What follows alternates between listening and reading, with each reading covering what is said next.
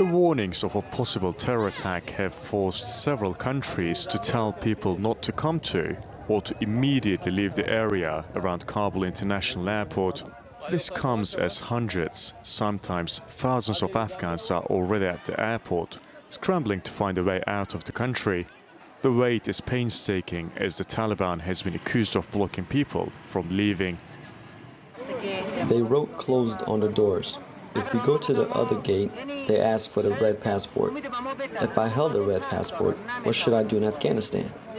The red passport holders live in America, not here. As the deadline for all NATO troops to leave Afghanistan approaches fast, the US is exhausting efforts to reach out to Americans still in the country, with more than 82,000 people evacuated since the 14th of August. For the remaining roughly 1,000 contacts that we had, who may be Americans seeking to leave Afghanistan, we're aggressively reaching out to them multiple times a day through multiple channels of communication, phone, email, text messaging, to determine whether they still want to leave and to get the most up-to-date information and instructions to them for how to do so. From my perspective, from the President's perspective, this effort does not end on August 31st. It will continue for as long as it takes to help get people out of Afghanistan who wish to leave. While some Afghans have made it out, for the rest of the country, the situation looks bleak.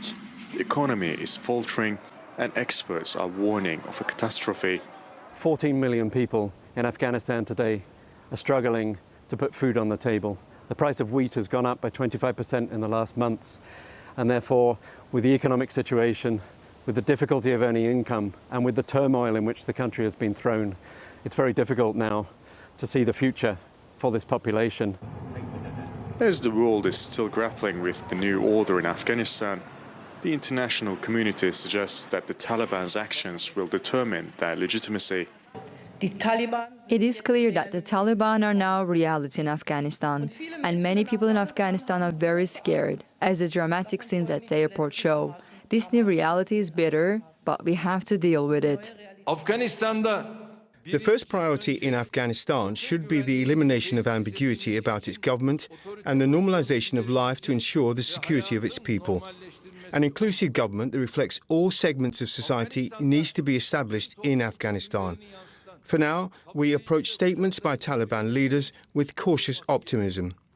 Of course, the actions of the Taliban, not their words, will determine how the coming process will take shape. It's a race against fate for many Afghans, and with less than a week left, the hopes are getting dim by the day. Yunus Paksoy, Theatre World, Washington.